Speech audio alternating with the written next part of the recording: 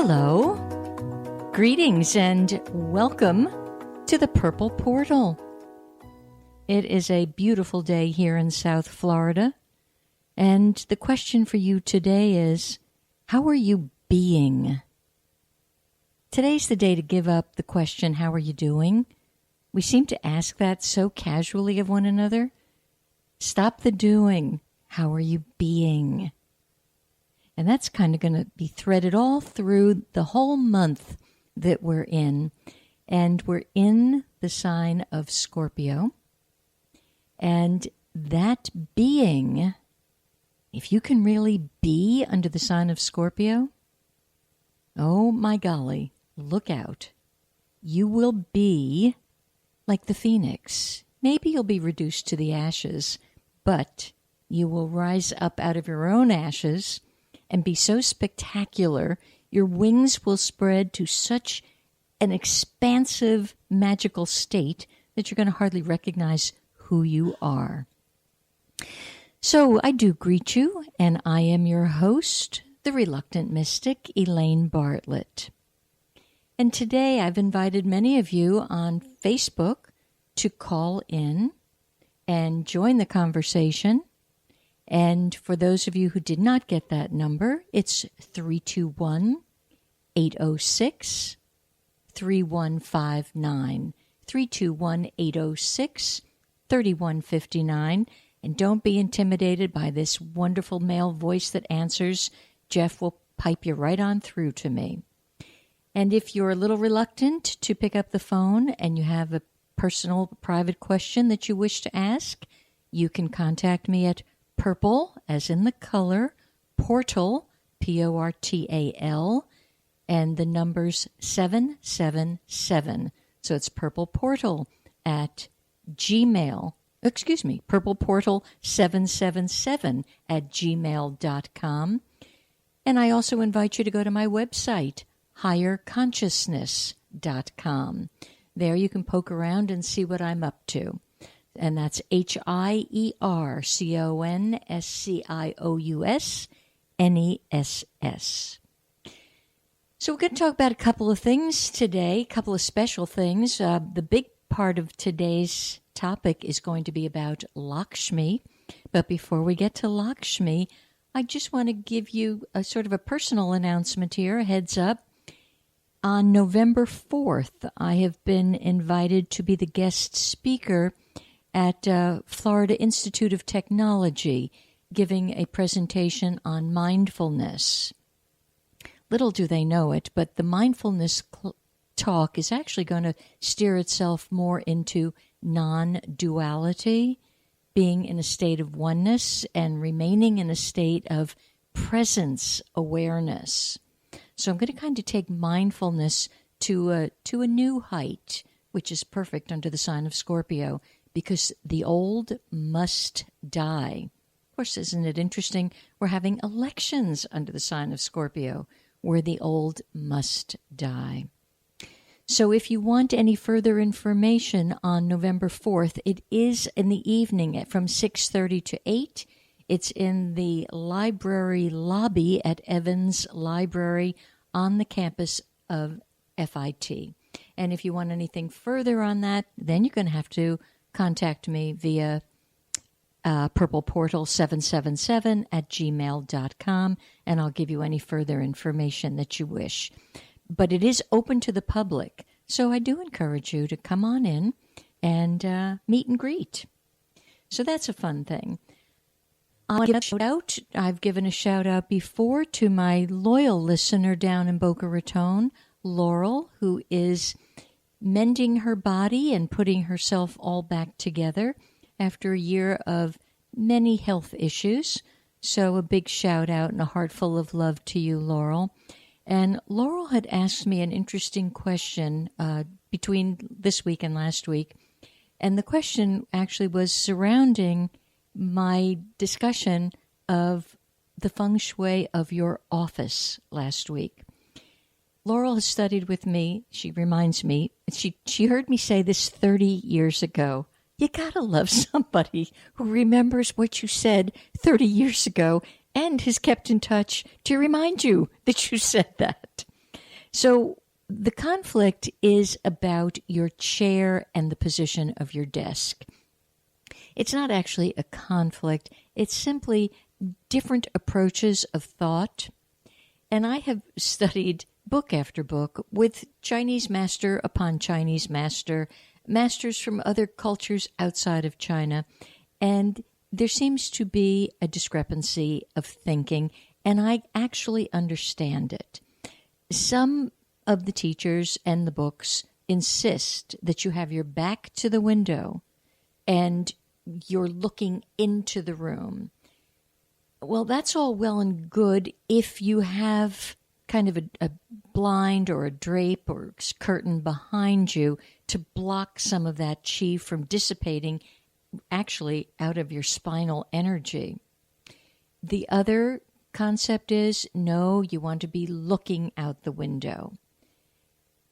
I've given it a lot of contemplation. I give things like that probably undue contemplation until it shakes down inside of me and I actually get a sense of what is going to be the healthiest thing for the bulk of you and me. The biggest thing is if you are in a position, either you own the company or you're a key player in the company or even a lowly secretary, you need to be able to see the doorway. It's actually more the doorway that's the issue versus the window placement. It's the doorway where the expression is, oh, there is where the enemy comes in. So you want to see the enemy. If you are in a position where you have your back to the doorway, that's not going to kill you and the enemy is not going to jump at you. But there's a very easy cure. Simply, sometimes it's your computer screen that does this. You need a little reflector. So your computer screen could be the reflector, so you see what's coming up behind you. Or you have a little mirror on the wall, and it could be just a tiny little thing that just gives your spirit a sense of peace of mind. You know, if you were a mafia member, now I'm not a mafia member, but the very few movies I've seen connected with the mafia, they would never sit with their back to the door. They want to be able to be in what's called the command position to see what's coming at them. And your spirit actually appreciates that as well.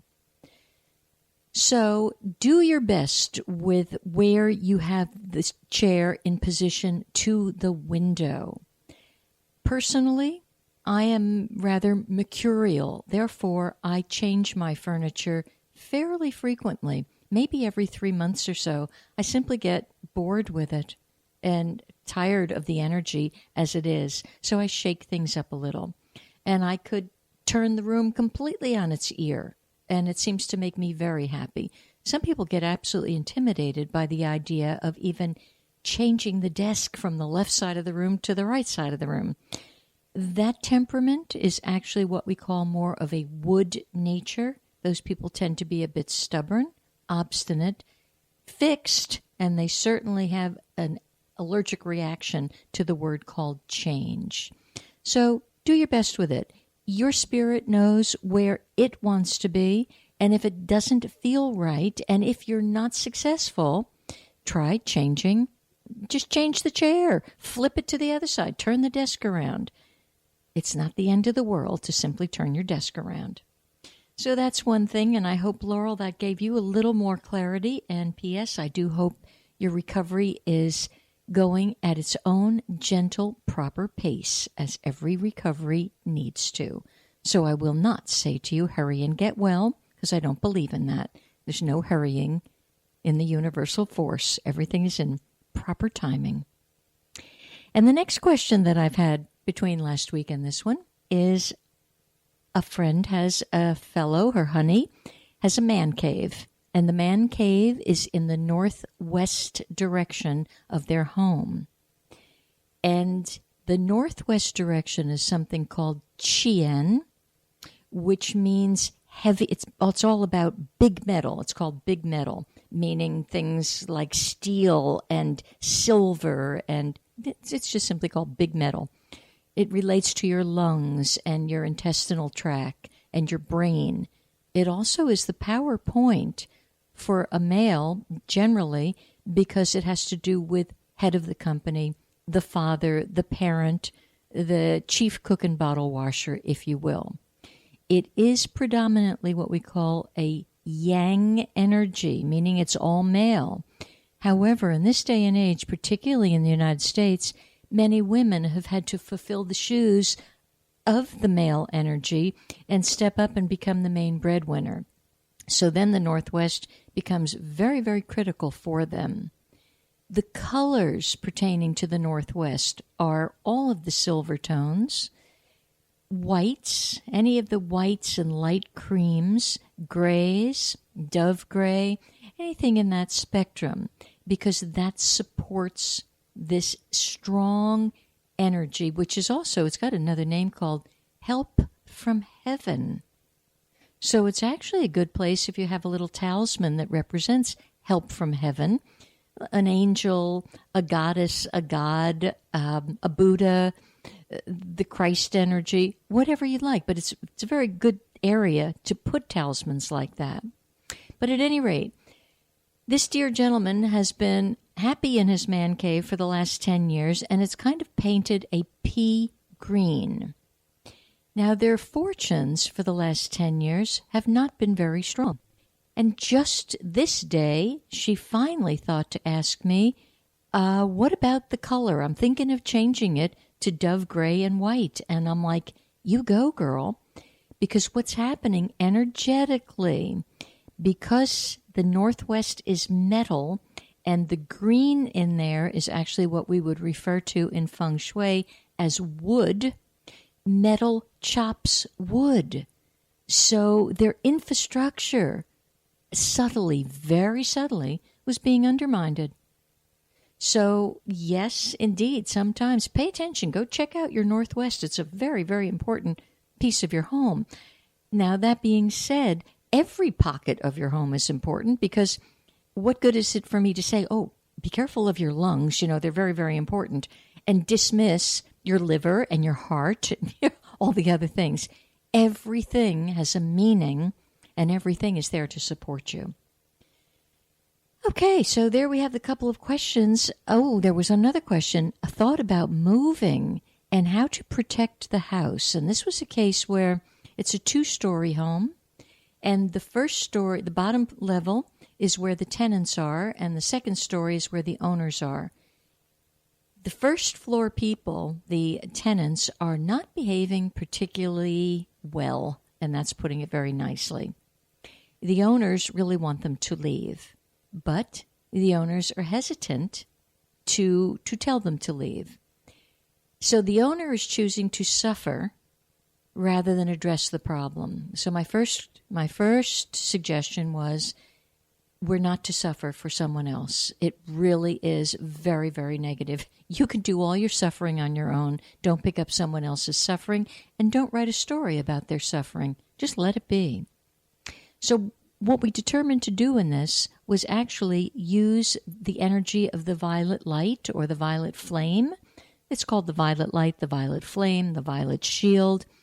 And we actually set up, I took the house apart energetically, and I wrapped the lower floor, almost like you would wrap a parcel that you're going to take to the post office, like no strings, nothing on it. Just wrapped this thing enormously in the color violet. Now, at first, the owner really didn't care if I did that or not. She was more interested in, what about me up on the second floor?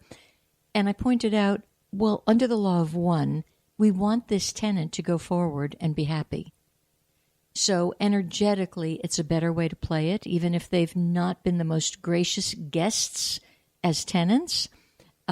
People forget that we're actually all guests on this planet. And I don't care how much you